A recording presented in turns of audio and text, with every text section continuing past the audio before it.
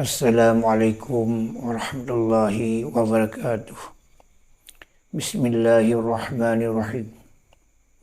Alhamdulillahi rabbil alamin. Wal aqibatu lil muttaqin. Wala udwana illa 'alal zalimin. Asyhadu an la ilaha illallah wahdahu la syarika lah. Wa asyhadu anna Muhammadan abduhu wa rasuluh. Imamul muttaqin. Allahumma salli ala Sayyidina Muhammadin wa ala alihi wa sahbihi wa azwajihi wa dzurriyyatihi ila yaumiddin. Ya Hayyu ya Qayyum, Ya Aziz ya Hakim, Ya Karim, Ya Rabbal Mu'minin. Jadi banyak masyarakat, terutama beberapa pihak, orang bertiga menyuruh sama saya sehingga di setiap kampung harus ada garda Gabdan, sekurang-kurangnya 5 orang, supaya bahu-membahu dalam hal menciptanya kemenangan dalam perjuangan Gabdan, dalam perjuangan kebangkitan Islam di akhir zaman. Ini masalahnya. Apabila Palestina berjuang dengan senjata, kita berjuang di Aceh dengan siasah, dengan politik, dengan pemikiran. Dan kita mengharap Gabdan seperti yang menang di Aceh atau di Asia Tenggara. Apabila menang Gabdan, insyaallah merdekalah negara Palestina. Ini masalahnya.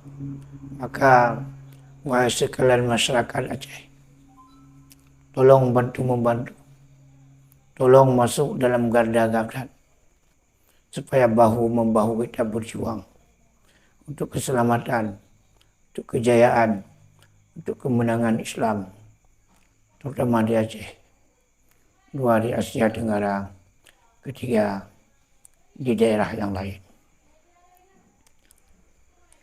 Maka saya ulang sekali lagi, karena perang ini perang politik. Perang politik lebih jauh susah daripada perang senjata.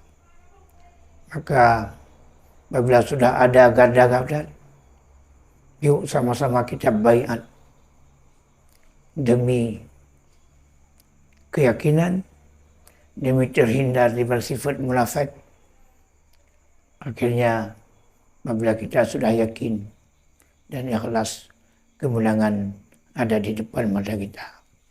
Maka saya menghimbau satu kali lagi, wahai sekalian para pendukung Gabdan, sama ada ketua DPC, DPD, DPAC atau calon dewan, tolong cari di tiap kampung 5 orang sebagai garda Gabdan, supaya kita baiat,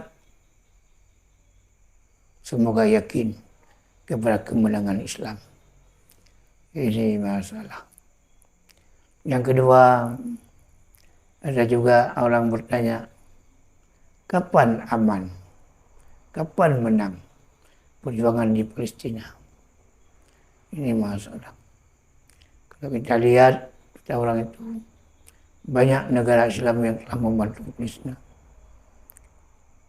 Nah, itu dambaan kita. Itu senang oleh kita. Semuanya masyarakat Islam, sehingga kalau dalam bahasa Aceh, begitu mentu Palestina. Ini masalah, supaya Palestina menang. Tapi yang lebih harap lagi, tolong menangkan Gabdan dulu.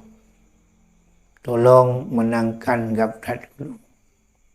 Mudah-mudahan negara aman, damai, adil, dan makmur. Apabila menanggapkan Palestina merdeka. Apabila menanggapkan Islam berjaya.